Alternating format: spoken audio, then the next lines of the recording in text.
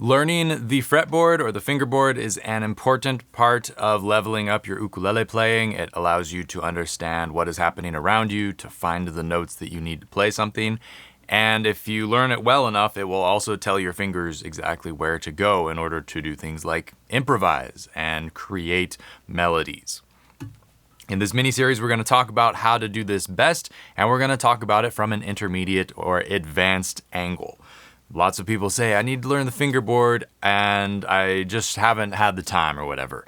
So this series is not so much for those people. You know what you got to do, and we're going to quickly brush over the things that everybody should do to have a solid understanding of how all of this works. But the meat and potatoes of the exercises and the practice is dedicated to people who are really striving to internalize it and practice this stuff. So it might be overwhelming, it might be a lot, I might go kind of fast. That is the point, that is the idea. If you need to take a step back, there are lots of resources for learning the basics of how the fretboard is put together. So before we go too far, it's probably useful to distinguish between knowing the names of the notes and knowing where your fingers go. The names of the notes is important so that you can follow along and understand what you're playing. If I put my finger on this fret, it is this note. That is very important. And you basically do that by connecting the finger position with the note name in your mind. And you can do this by saying it out loud. Anytime you play any exercise, anything that we're going to do here can be done accompanied by saying the note name out loud. And you should do that if you don't know what the note name is that you play. If you have to sit and think about it, you should be saying it out loud. However, there will be a certain point where your familiarity with the names of the notes outpaces your fingers' familiarity with where they're supposed to go to play a certain scale or pattern on the fretboard. When that becomes the case, you don't necessarily have to say the note names out loud any longer. You have kind of crossed that part of the task off of your list, and you can just focus on the fingering. The fingering takes years and years of practice to really get comfortable with, whereas the names will take you a few months if you really work on it and focus on internalizing that information. So we're going to start in this video with understanding how the fretboard is laid out, and that starts with the chromatic scale. The chromatic scale is all of the notes in Western music. There are 12 of them, and this is represented on our ukulele with our 12 frets per octave. If you play the open A string and then you play on the 12th fret, you're playing this note one octave higher. This is an A, this is an A, this one is an octave higher. And along the way in between, there are 12 frets that gives us each of the notes in Western music.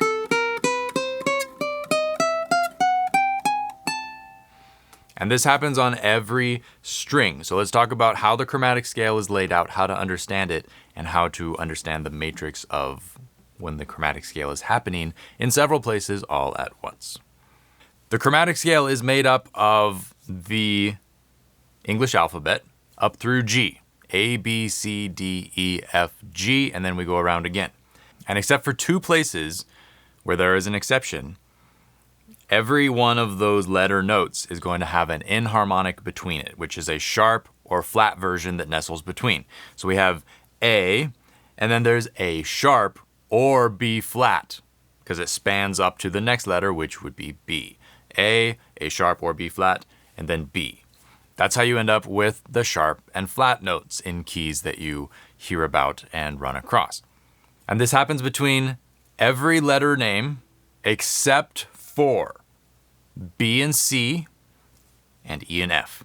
Those are the two letter pairs that always stay together. So what that leaves us is 5 notes that end up being enharmonic. There is A sharp or B flat, and then you skip up because there's nothing between B and C. Those are 2 natural notes. Natural notes are notes that do not have the enharmonic sharp or flat associated with them. They're just plain letters. The natural notes B and C, they're next to each other. So the next enharmonic you get is C sharp or D flat. Then you hop up to D sharp or E flat. And then E and F are natural notes that are right next to each other. There is no E sharp or F flat pitch Technically, in theory, sometimes you will write one or the other that way, but there is no additional pitch between them. And then you go to F sharp or G flat, and then G sharp or A flat, and you go around again. So I have the scale laid out here on the screen. This scale extends infinitely in both directions, for as far down as the human ear can hear to as high up as the human ear can hear. It's endless, and once you get to one side, you would loop around again and start at the beginning. So think of it as going off in either direction as far as the eye can see.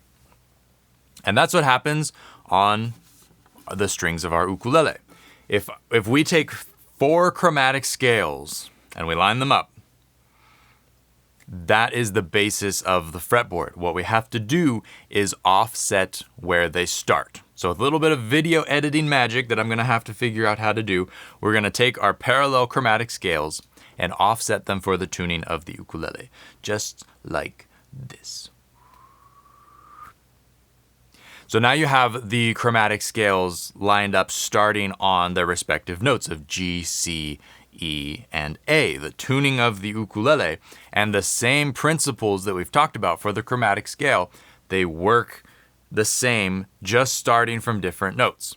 This is why the ukulele fretboard is so confusing, but also why it acts like it does. There are places for the same note to occur in multiple locations. The same note happens, the same sounding note happens in several different places. On a piano, if you want to play a high G above middle C, there's only one place that you can play that pitch, and it occurs in a very specific place on the piano.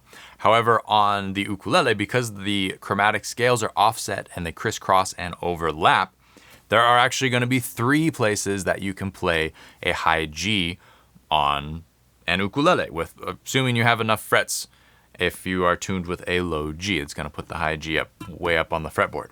But these notes happen in multiple different places, and that's part of the trick of learning how the heck all of this works, and it's going to be something we're going to look at in future videos.